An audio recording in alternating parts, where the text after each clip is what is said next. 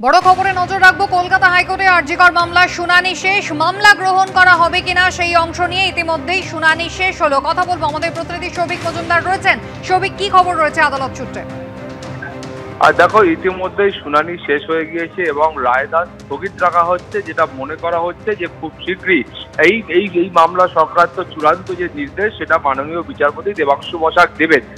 এখন যে মামলার বিচার প্রক্রিয়া সংগঠিত হলো সেই অংশে শুধুমাত্র এই মামলাটি গ্রহণ করা হবে কিনা, অর্থাৎ রাজ্যের তরফে যে আবেদন করা হয়েছিল এবং সিবিআই এর তরফে যে আবেদন করা হয়েছিল সেই আবেদনগুলি বা সেই মামলাগুলি কলকাতা হাইকোর্ট গ্রহণ করবে কিনা, বা গ্রহণ করলে দুটি মামলাই গ্রহণ করবে নাকি কোনো একটি মামলা গ্রহণ করবে, সেই সংক্রান্ত মামলার বিচার প্রক্রিয়া শেষ হয়েছে এবং যেটা মনে করা হচ্ছে যে খুব শীঘ্রই এই বিষয়ে কলকাতা হাইকোর্ট তার চূড়ান্ত অবস্থান গ্রহণ করবে।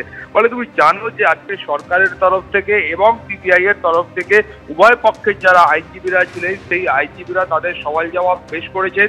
রাজ্যের বক্তব্য ছিল যে তারা এই গোটা প্রক্রিয়াটা শুরু থেকে তারা তদন্ত করেছেন এবং তাদের কাছে প্রথম অভিযোগ দায়ের হয় এবং সেই অভিযোগ দায়ের হওয়ার পরে তারা কিন্তু প্রাথমিক পর্যায়ে যে ইনভেস্টিগেশন বা তদন্ত ছিল সেই প্রক্রিয়াটা তারা সংগঠিত করেছেন। ফলে তারা যদি কোথাও গিয়ে মনে করেন যে উপযুক্ত শাস্তি হয়নি, ফলে তারাও কিন্তু সেক্ষেত্রে কলকাতা হাইকোর্টে এই আবেদন করতে পারে।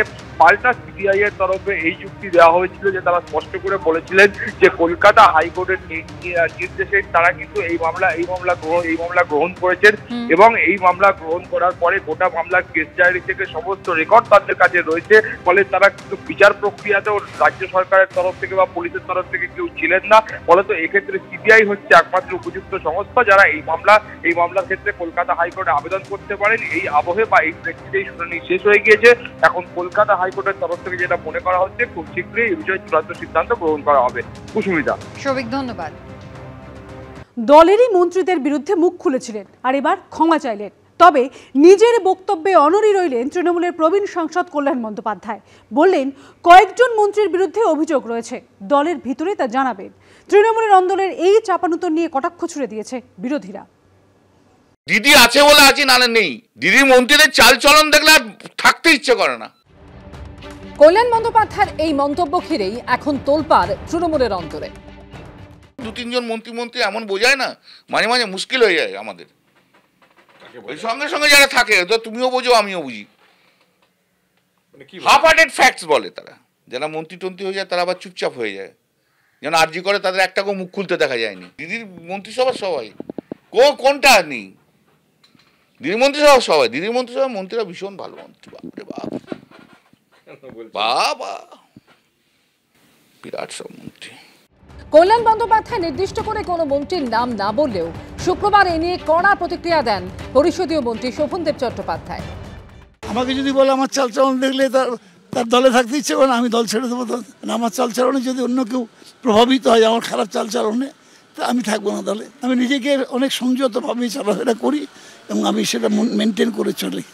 এই প্রেক্ষাপটে এক্স হ্যান্ডেলে কল্যাণ বন্দ্যোপাধ্যায় লিখেছেন, সমস্ত মন্ত্রীকে একগোত্রে ফেলে মন্তব্য করায় আমি ক্ষমা চাইছি। আমি বুঝতে পারছি যে শোভনদেব চট্টোপাধ্যায় এবং অন্য নেতারা আমার মন্তব্যে দুঃখ পেতে পারেন, তবে সেটা আমার উদ্দেশ্য ছিল না। শোভনদেব দা এবং সিনিয়র নেতাদের আমি খুব সম্মান করি, কেউ দুঃখ পেলে আমি তার জন্য অনুতপ্ত। শোভনদেব চট্টোপাধ্যায়ের কাছে ক্ষমা চাইলেও তিনি যে তার মূল বক্তব্যে অনড়, তাও নিজের পোস্টে স্পষ্ট করে দিয়েছেন কল্যাণ বন্দ্যোপাধ্যায়। লিখেছেন, কয়েকজন মন্ত্রীর বিরুদ্ধে আমার অভিযোগ রয়েছে, আমি দলের ভিতরে গঠনমূলকভাবে সেগুলো জানাবো। কিন্তু সেই মন্ত্রী কারা, কাদের আচরণে ক্ষুব্ধ শ্রীরামপুরের 4 বারের তৃণমূল সাংসদ?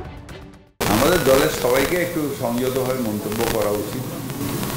আমরা সবাই কলিগ, আমাদের সবাই যদি আমার যদি বৈশাখ সম্বন্ধে খারাপ লাগে বৈশাখে বলবো, প্রেসকে বলবো।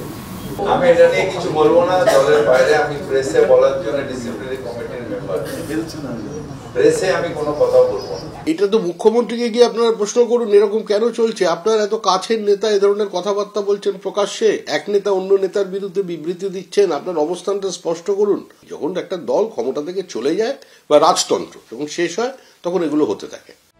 কল্যাণ বন্দ্যোপাধ্যায় মমতা বন্দ্যোপাধ্যায়ের দীর্ঘদিনের অনুগামী। মমতা বন্দ্যোপাধ্যায় রাজনৈতিক ও আইনি লড়াইয়ের সঙ্গে ওতপ্রোতভাবে জড়িত। তাই প্রশ্ন উঠছে, তিনি কোন মন্ত্রীদের আচরণে বিরক্ত তা নিয়ে সরাসরি মমতা বন্দ্যোপাধ্যায়ের কাছে কি অভিযোগ জানাবেন? জানালে কি ব্যবস্থা নেবেন মমতা বন্দ্যোপাধ্যায়? শিবাশিস মৌলিক ও অনির্বাণ বিশ্বাসের রিপোর্ট, এবিপি আনন্দ। নিউজ।